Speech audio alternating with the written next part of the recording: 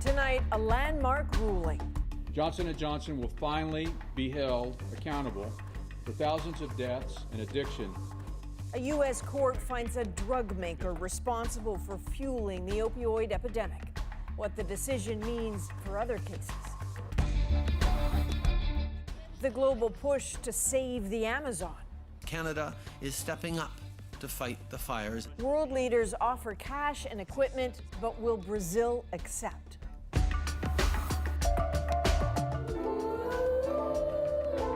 The Toronto students set to go platinum. How they wound up on Taylor Swift's new album. This is The National.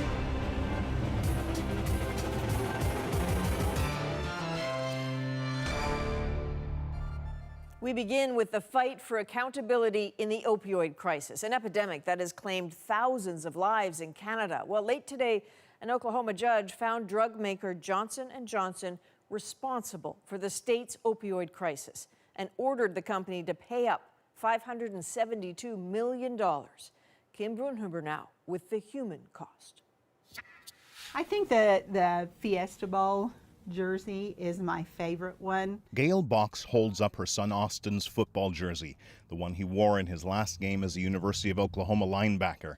The last time she saw her son alive was the day he graduated, 5 days before he died. Austin was living a nightmare, the nightmare of prescription drug abuse, prescription opioids to be exact. Austin was one of the 6,000 or so Oklahomans who have died from opioid overdoses over the last 20 years. Money can make people and businesses do bad things. And in this closely watched court case, Oklahoma state prosecutors placed the blame squarely at the feet of a company they called the kingpin of the drug trade, growing the very poppies that became the source of the opioid crisis. The company used pseudoscience and misleading information that downplayed the risks of opioids, leading to the worst man-made public nuisance our state and this country has ever seen. And in a landmark ruling today, the judge agreed. Specifically, defendants caused an opioid crisis that is evidenced by increased rates of addiction, overdose deaths, and neonatal abstinence syndrome in Oklahoma. They provided medically necessary medication. Throughout the trial, Johnson & Johnson denied responsibility, claiming that its drugs are rarely abused. Johnson & Johnson did not cause the opioid abuse crisis here in Oklahoma or anywhere in this country. We have many strong grounds for appeal, and we intend to pursue those vigorously. Earlier this year, 2 other drug manufacturers that produce opioids settled with Oklahoma for more than $350 million. This latest trial could become a litmus test for other plaintiffs. In October, a federal trial is scheduled in which almost 2,000 cases against the pharmaceutical industry have been rolled into one massive case. Some experts are already comparing it to the historic 1998 global settlement with tobacco companies. Kim Brunhuber, CBC News, Los Angeles. So in Canada, BC has led a class action lawsuit against drug companies. Today, that province's Attorney General told CBC News his office is pleased with the Oklahoma decision. This spring, Ontario said it would join BC's fight. Separately, a doctor filed a proposal for a class action in Ontario Superior Court seeking $1.1 billion from dozens of Canadian companies, including Johnson & Johnson.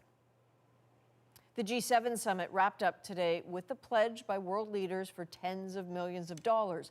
That's money to help fight the fires raging through the Amazon rainforest. We've had many people come to help Canada during our difficult years, and I'm very happy to be able to say that we will be there to support our friends in South America. And so, from Canada, a pledge of $15 million and the use of Canadian water bombers. From the G7 countries as a group, $20 million and more from others. That cash is destined for several South American countries, including Brazil, where nearly 80,000 wildfires have been recorded this year. So on the surface, help from around the world seems like a good thing, but Ellen Morrow shows us there is one person in particular who is not welcoming it. From above, destruction. A treasure of the world being decimated by fire. This is not just a forest burning. This is almost a cemetery because all you can see is dead. And the loss is becoming ever more stark. The Amazon is turning to ashes, this indigenous leader says. We can't continue like this. On the other side of the world, Emmanuel Macron called the Amazon irreplaceable, announcing the G7's monetary pledge. Much of the blame is being heaped on Brazil's far-right president, Jair Bolsonaro.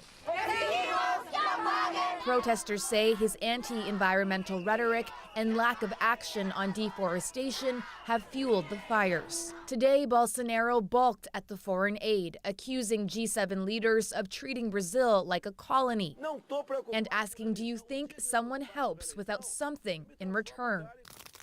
Even if welcomed, activists say the foreign money is not enough. It's quite too late, honestly, to really tackle these fires. The scale of it are now very big, and it's going to be hard to extinguish them. The aid will be used mainly for water bombers, while Brazil's firefighters take the lead on the ground. Beyond the flames, a bigger question. We got to put these fires out, but longer term, what can we do so that this doesn't happen year after year after year? A challenge for Brazil and the world. Ellen Morrow, CBC News, Washington. That $20 million pledge was a rare consensus to come out of the G7 summit after days of handshakes, photo ops, and carefully chosen words. Donald Trump added a layer of tension to this year's meeting, and as David Cochran explains, his influence on the next one could be so much bigger.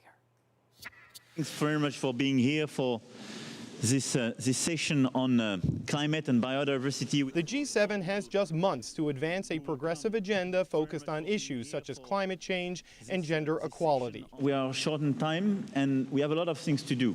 Short of time because at the end of this year, there's another handoff.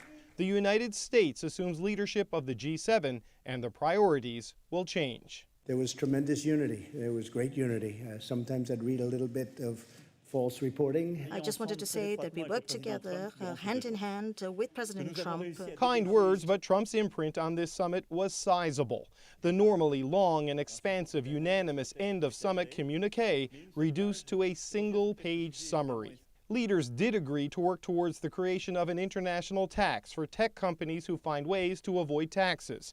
And in addition to taxing Amazon, they promised to help save the Amazon. A consensus on climate change was impossible. Trump notably skipped the climate and biodiversity session at this summit to hold one-on-one meetings with other leaders instead. And while leaders pressed him to dial down his trade war with China, Trump seemed less interested in settling than winning. China wants to make a deal.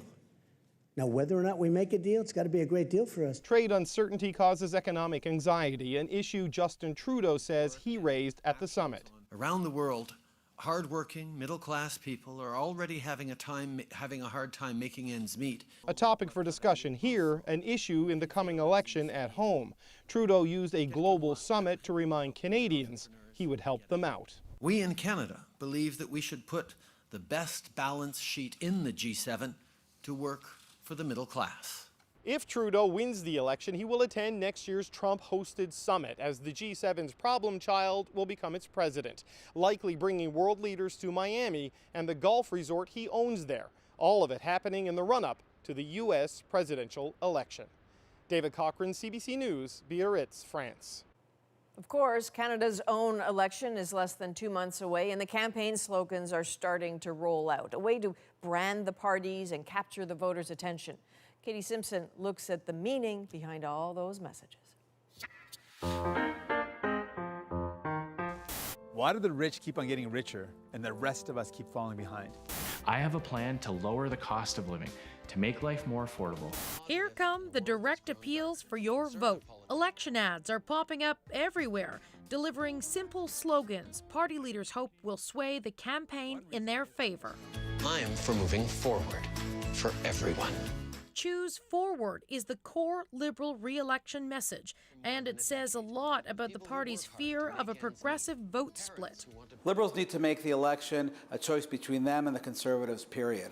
They need to reduce the comfort zone for people to vote NDP or Green. Justin Trudeau argues he's the only one who can beat the Conservatives, and to give that message some urgency, he's trying to lump Andrew Scheer in with unpopular Tories. We've got a choice to make. Keep moving forward and build on the progress we've made, or go back to the politics of the Harper years. The Conservatives are playing into a different kind of anxiety, one felt by influential suburban voters who can't keep up with the cost of living. Because it's time for you to get ahead.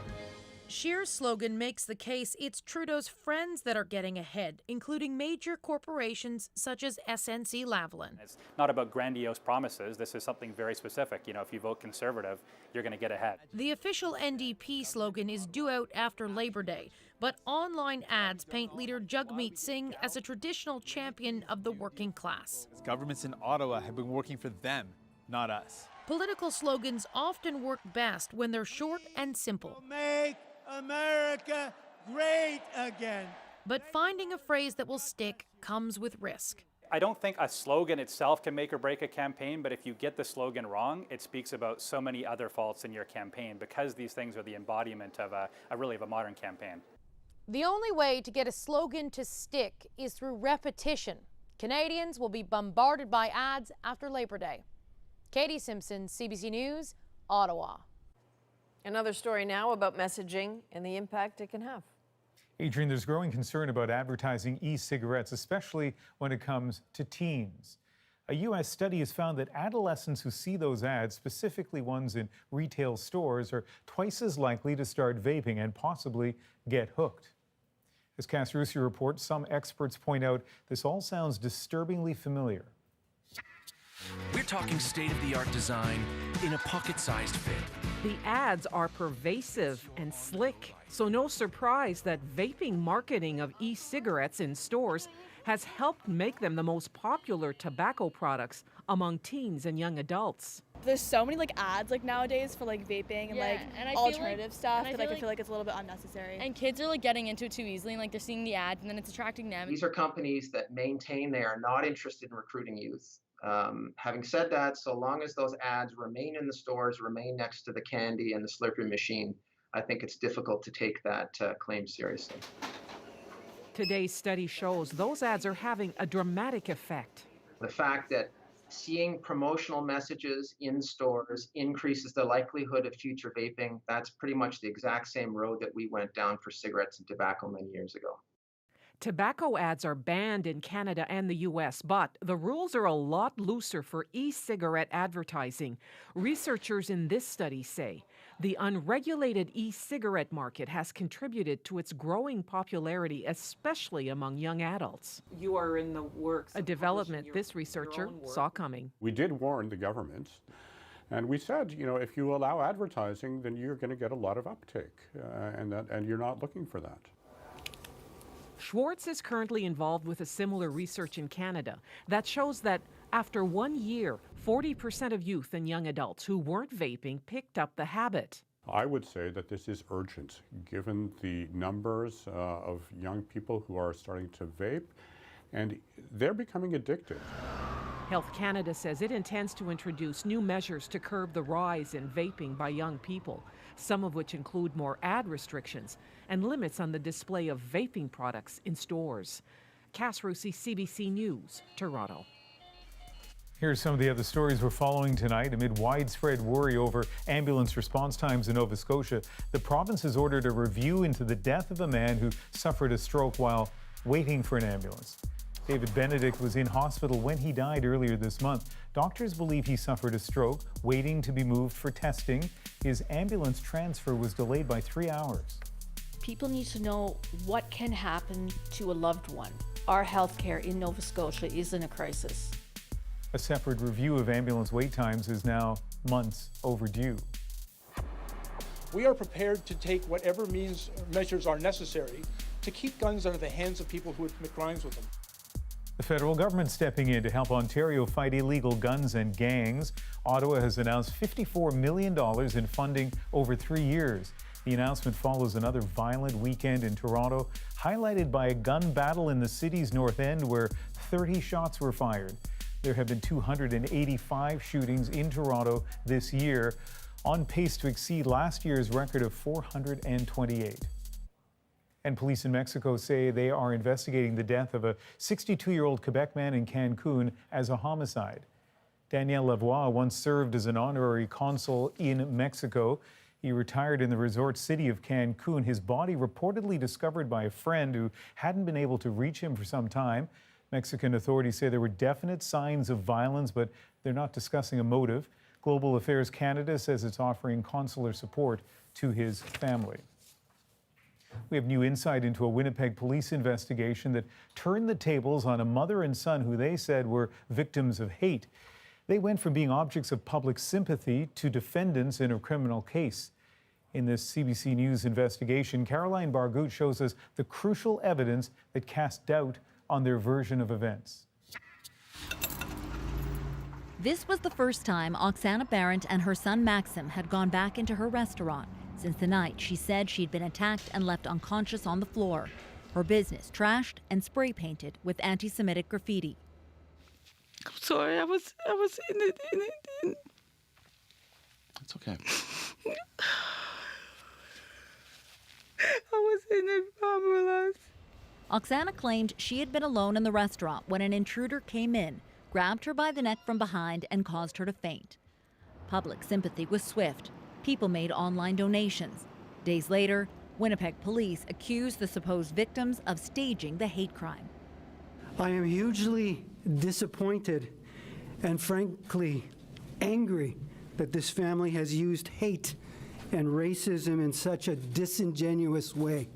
In recently released search warrants, police say the Barrett story just didn't add up. Maxim had told investigators he and his father, Alexander, had gone to Home Depot the night his mother's business was vandalized. But court documents reveal that closed-circuit TV cameras on traffic lights photographed Alexander driving alone in the family's Cadillac. And only Alexander was spotted entering and leaving Home Depot, though Maxim said he'd been there too. This security expert says security cameras and your cell phone's electronic trail make alibis harder to fabricate. To lie about where you are in public nowadays is getting increasingly difficult. The search warrants say the restaurant had 2 cameras, but they weren't set up to record. However, the security system did log every time a door opened or closed and each sound of breaking glass. And no one came or left during the time the Barretts say they were targeted. Investigators wrote they believe Maxim stayed at the restaurant and staged the robbery and hate crime with his mother. They also noted the family was in financial trouble and had been recently court-ordered to pay $230,000 in unpaid debts. Oksana's lawyer says his client maintains her innocence and is confident she'll be exonerated at trial. The evidence the police are relying on is being disputed, and the technology isn't always reliable. Maxim and Alexander's lawyers didn't want to comment. None of the allegations against the Barretts has been proven. They're due back in court October 3rd. Caroline Bargout, CBC News, Winnipeg.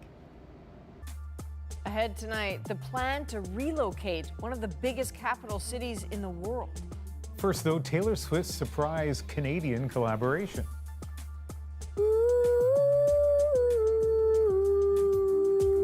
I can hear my voice in the song with an auto-tune, which is even better. How these Toronto students ended up on her new hit album. That's next.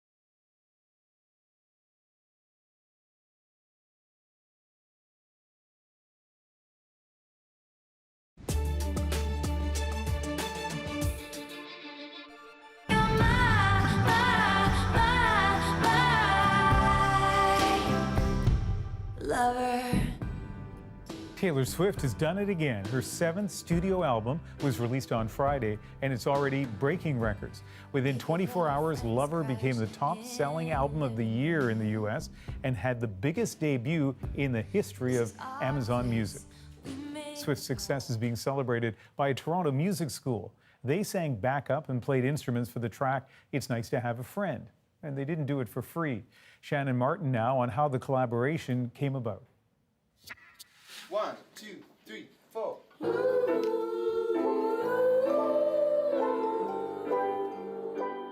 It's literally just 2 chords.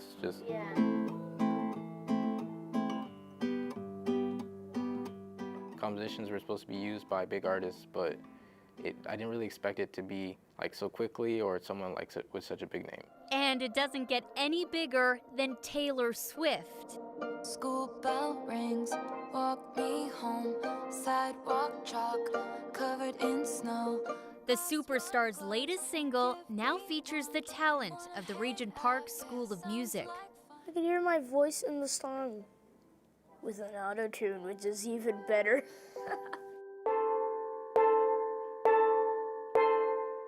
This is the first time I've heard a steel pan in a pop song. And it's you. Yeah, and it's me on there, so I'm just like, wow. It's crazy. That's crazy. She didn't really change it very much, so I was really happy about that. Their haunting compilation of vocals and instruments was crafted months ago when Grammy Award-winning producer Frank Dukes invited students from Regent Park into his studio. Together, they've created a first-of-its-kind music library. Anytime one of their samples is downloaded, proceeds go directly back to their school, giving more than 1,000 kids across the city access to music programming who otherwise might have gone without. Swift is the first artist to lend her support. I pulled up the sample and played it for her, and she loved it, loved the voices, and we just ended up writing to the music. I mean, she loved it before she knew the story, and then she loved it more once she heard the story. And now our kids are superheroes, which is kind of what we want to do for the underserved neighborhoods that we work in, is to allow kids to have that voice to shine and thrive on this now global kind of level. Because we're ready, and our kids are that special. And boy, does that track shine on her new record. And they're already dreaming about their next superstar collaboration. Shannon Martin, CBC News, Toronto. Saturday Night Live reveals some of its fall lineup today, and Swift will be returning as a musical guest in October. Also returning, comedian Eddie Murphy. It's a beautiful day in the neighborhood, a beautiful day for a neighbor. Would you be mine? Could you be mine? Eddie Murphy was a series regular back in the early 80s and is credited with reviving the sketch comedy show. But aside from a brief appearance for the 40th anniversary special, he hasn't been back to host the program since he left 35 years ago. His return set to air December 21st. When we come back, the big business of protecting American classrooms. These are our ballistic-proof and tornado-proof storm shelters. They're solid. Protecting students or profiting from fear. Paul Hunter goes in depth next.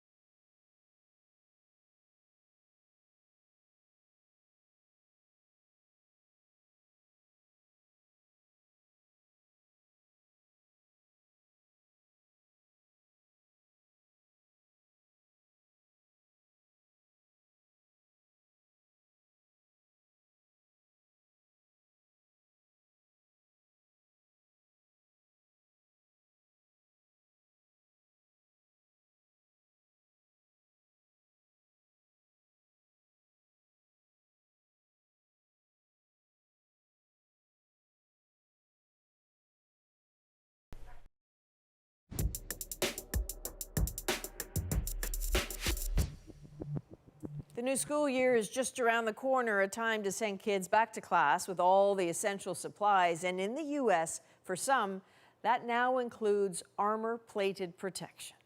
I never thought this day would come when my child goes to school and it's like he's going to war.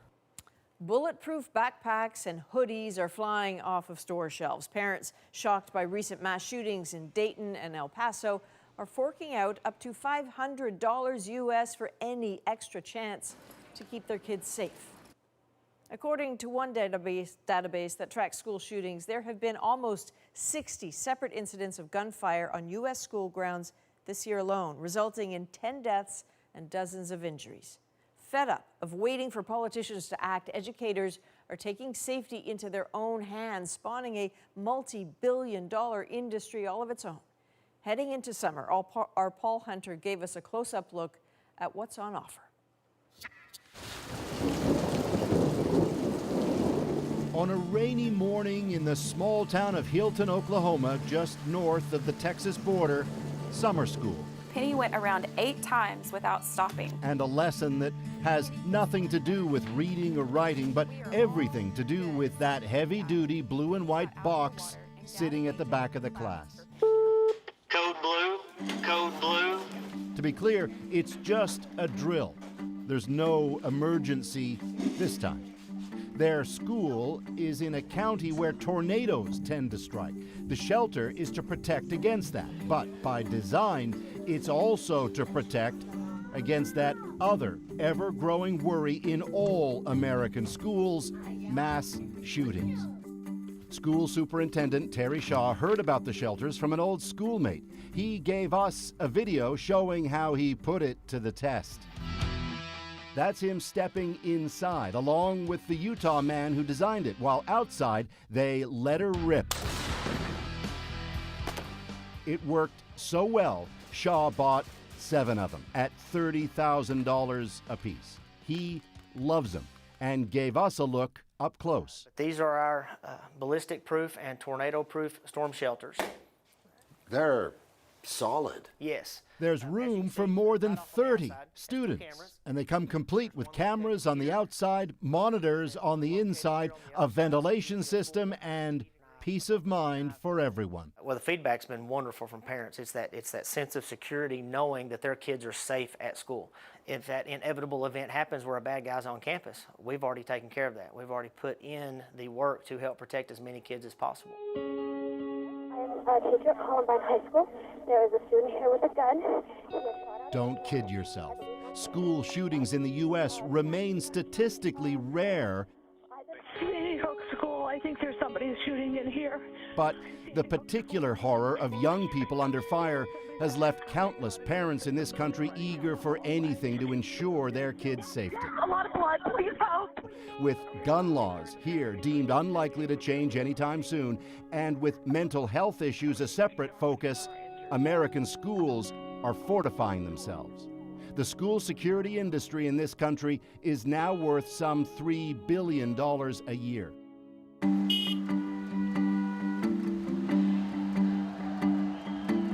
In Las Vegas, Nevada, a gathering this spring for some of the biggest players in the world of security. At the International Security Conference and Exposition, among the fastest growing sectors, schools. From facial recognition software aimed at identifying all school visitors to easy-fit door stoppers, cheap and super strong, the show has it all. Well, we call them smart safes. Take a look at this, a biometrics-protected gun safe. Teachers would need a pass card and their fingerprint to get into it for defense against a bad guy with a gun. How many biometric safes per school? I would think, depending on the way that the school is situated, you would have maybe 3. Like fire extinguishers? Like a fire extinguisher, yes. Or how about an easy way for students to unlock school doors? For that, credit this Canadian-developed software that can do it using your own cell phone. We're trying to bring this idea of how do you use what you already have and retrofit it to increase the level of security. Then there's this. Of course, that's not a real assault rifle, but in this demonstration, it quickly catches the eye of cameras with artificial intelligence. See, it's picking up the weapon. The alerts are popping down there. It's alerting like 911 or whatever? Yes. Where'd this idea come from? I spent 10 years in the military as a Navy SEAL. My wife's a school teacher, and I got tired of turning on the news and seeing active shooter events almost every week. It's disgusting, and there's not a really good solution out there. The goal? To stop school shootings before they can even begin. All these things are in here are to mitigate threatening human behavior. Guy Grace knows his stuff on this. He leads the group Partner Alliance for Safer Schools and is head of security for a school district in Colorado. If nothing is done, we would have more school shootings, we would have more suicides, we would have more negative actions taking places on the campuses. So if we didn't do that, it would be tremendously a lot worse than where it is right now. That talk gets put into action right here. It's the security control room in Grace's school district in Colorado, complete with a wall of monitors. It's the cutting edge in U.S. school security. These are motion sensors. Motion sensors. Overseeing the 20 schools in this district, Grace's team has installed some 1,100 cameras throughout those schools. They can spot unusual activity automatically. His team can watch, listen in, send alerts, and with the flick of a switch, lock doors almost anywhere. What we like about these things is if down the road, these cameras, if somebody's carrying a weapon or something like that, that can give you an alert before they even get into the school. If by now you're thinking it all seems a little over the top, consider there was a shooting at this school in Grace's district in 2013, leaving 2 dead. And another at this one just last month, killing 1, injuring 8. And in the district right next door, Columbine, where 20 years ago, 13 students were shot and killed. One of the shooters ran down the hallway and he actually pointed a gun, a sawed-off shotgun in my direction and was shooting. On that day in '99, Lauren Reese was a student at Columbine. Then, just 15 years old, she was between classes and on the phone with her mom when the shooting began. And I said, "Mommy, someone brought a gun to school." And all she said was, "Go, run." And she's like, "I love you, bye." Now with 2 kids of her own, she underlines this country has little choice but to strengthen its schools. And gun laws aren't changing, and regardless if there's a law in place or not, if someone wants to get a gun, they're going to get a gun, whether it's legally or not. In a sense, you know, this is the world we live in now, but we have to protect our kids. Still, critics say a lot of the gadgetry is driven by the security industry itself, pushing fear to make a buck. But many others counter, in today's America, fact is, you got to do something. What about this? And so, at another school in Guy Grace's district, where teachers' desks come equipped with hidden alarm buttons, a group of young students are on a safety refresher course. Even if you know who they are, we don't let anybody in the building, okay? A key part of everything, ensuring classrooms don't feel like prisons. Next person that doesn't lock the door, go ahead. Later, in a nearby hallway, simple drills promote muscle memory. Push that door and lock it. Okay. Unlock it. Good job. And for those times when a shooter threatens, rare as that might be, they emphasize lockdown. Lockdown. They learn to run and to hide wherever, however, behind anything, and quickly to stay alive. Remember, these are all elementary students. But we're giving them something that, you know, it's maybe simple as heck or whatever, but it's giving them some confidence to make sure that they're not living in a fear. That was not my plan. Back in Oklahoma, where when they're not in use, those shelters double as quiet spaces for study, resignation mixes with resolve. I hate the fact that our society is at that point, but that's where we're at. So when you're faced with a problem, I think it's our job as parents, administrators, and humans to deal with that problem. You don't want to be that school that wasn't prepared. I think we need to be that school that is moving forward in preparation to help protect our kids. A sobering response to a challenge, say all, that now demands it. Paul Hunter, CBC News, Hilton, Oklahoma. Up next on The National, you'll meet a couple hundred city workers in Edmonton. I listen to the way you talk to the goats. It almost sounds like you're ushering toddlers around. It is. It feels, I always say, like, it feels like I have 100 toddlers.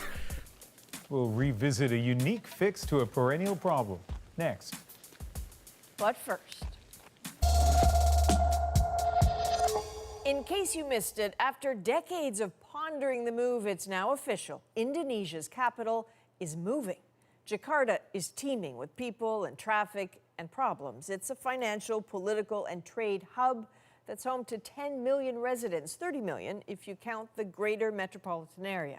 But it's also flood-prone, polluted, and sinking as the contaminated groundwater it sits on is pumped out for residents to use. So it's time, the president says, for the seat of government to just leave for more solid, safer ground on Borneo Island. Risiko bencana minimal. The place has minimum risk of natural disasters, he says. It's in the center of Indonesia and it's close to other developed cities. Borneo Island is known mostly for its rainforests and orangutans. It's across the Java Sea from Jakarta. The new capital doesn't yet have a name, but the fact that it's not on Java Island with Jakarta is no mistake. Most of the country's population and wealth lives on Java Island. The president says it's about time they spread that around.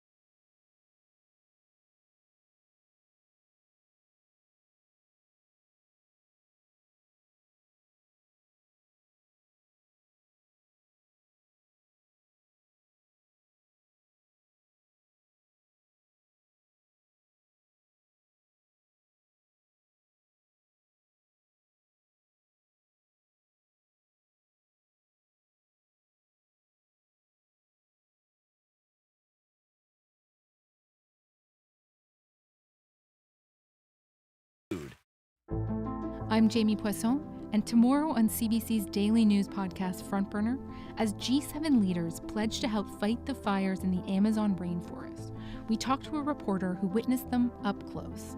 Subscribe wherever you get your podcasts.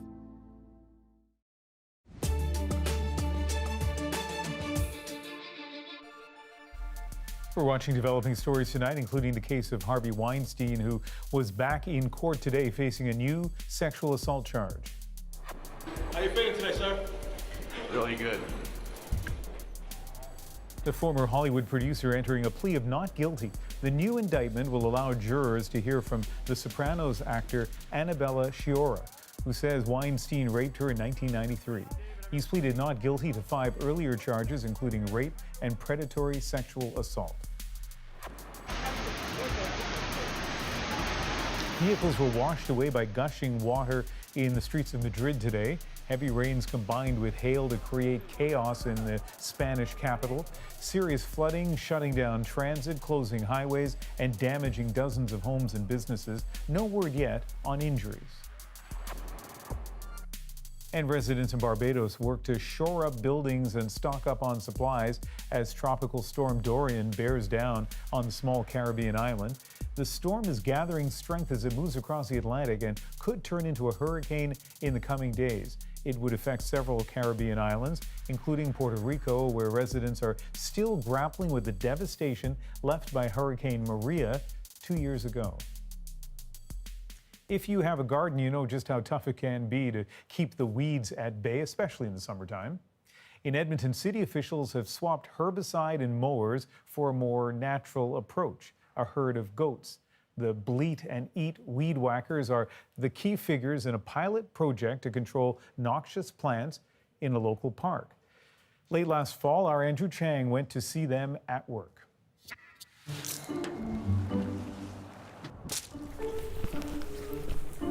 This is Jeanette Hall, and these I think we should just make a bigger section and give us time to get set up first. are Jeanette's electric fences. They're used more for people to keep the crowds back. She doesn't plan to turn the fences on, mind you, but she is going to war. So this is for real. You've got a truck full of. Almost 400 goats. And how hungry are they right now? They're super hungry. They're like really ready to get to work. Yeah. They may not look the part, but think of these goats as an army, one that marches on its stomach. And in a place like this, that is a very useful thing. That's everybody. This is Rundle Park. It's a dump, literally, built on a garbage dump. That's why it's so hilly. But it's what's above ground that's become a problem.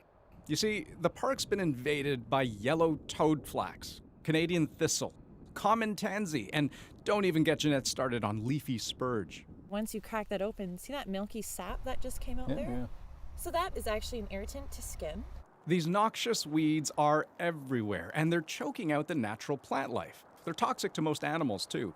The city's tried pulling them out by hand, but that's too labor-intensive, and using an herbicide that literally poisons the park. And besides, the weeds here have actually become resistant. Though Rundle Park had a history of being sprayed with herbicide, our leafy spurge populations were still abundant and high. So, bring in the city's goat coordinator. That's an unusual job description. Yes, I agree. Joy LeCan oversees the program that's paying Jeanette's goat company close to $100,000 for 3 seasons of work over 3 years. It's a pilot project to see if goats are an effective way to control weeds long term. So this is a good thing that you can only find one of these in this area. So when we first arrived to this park was yellow because it was just covered in this flower. But here's the thing about weeds. They don't tend to stay down for very long.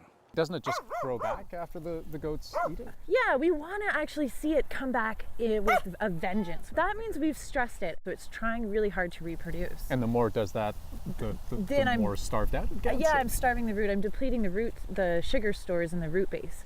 Keep cutting them down before they have a chance to spread their seeds, and you can eventually beat them. But it's a long game because each weed has its own unique life cycle. They're all different.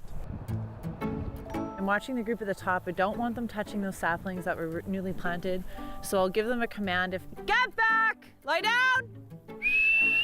The goats are actually trained to prefer specific weeds. It's done right from birth, the same way you'd train any animal, really. Repetition and positive reinforcement. They're like dogs that way. Hey, sweetie. I listen to the way you talk to the goats. It almost sounds like you're ushering toddlers around. It is. It feels, I always say, like, it feels like I have 100 toddlers. Good boy. That'll do. Day one is a long day, but by the end of it, Canadian thistle is on the retreat, the goats are back in their pen, and leafy spurge is next on the hit list. So we're on day 2 of us kind of visiting you and the operation. How was your night last night? Our night was great. We're sleeping here in the snow with the goats, and -3 wasn't that bad. And we're ready to get working. This is a 24-hour-a-day job. Protecting the herd is a big reason why. Goats have all sorts of natural predators, but fortunately, Jeanette has a big team. Several goat herders, actually. They often work in pairs. This is Dan Vandenberg. He was helping earlier with the electric fencing. He and Jeanette will be on the move for about 6 hours straight today. Hey Jeanette, is everything okay up there? But early on, there's already a problem. The goats are getting separated. Dan's goats in front, moving too quickly. They kind of follow each other like ants. Like they have to see their person in front of them. Come on! There's just stragglers on the road. They're trying to get them all down there, but it's not easy. Come by. They're all feeling my frustration with my husband today. Oh, did I mention Jeanette and Dan are married? 10 goats on their own is one thing, but when it's one lonely goat on their own, they get upset and they're much harder to herd. There is another benefit to the work being done here, one that doesn't actually involve weeds at all. I would say about 20% of the calls I'm getting are people who are concerned about a fuel load around their buildings or businesses. Fuel for fire. The goats especially, they can clear up to 6 feet. So when they go through and they eat all the dry, dead litter that's on the ground, the goats can come and help clear that away so that we don't have fire jumping from the ground to the crown, so up the trees. By the end of the week, Jeanette's goats will have cleared out huge swaths of this park. And the whole way, Jeanette's work is being closely monitored by a nearby agricultural college. Everyone seems to agree they can already see a difference, but the city wants to know if the science backs that up. The program wraps next year. Only then will they know if these goats have these weeds on the run. But most people will never even know they were here. Andrew Chang, CBC News, Edmonton. And the goat herd is due to return to the park next month for one last graze. As Andrew mentioned, researchers plan to release the results of their pilot project sometime next year. Okay, up next on The National, The Moment. And tonight, it's a moment decades in the making. Kitty cabs. Yes, sir. Where you to? What time would you like to be picked up? He has dispatched millions of taxis in St. John's, Newfoundland, his retirement, and his signature greeting right after the break.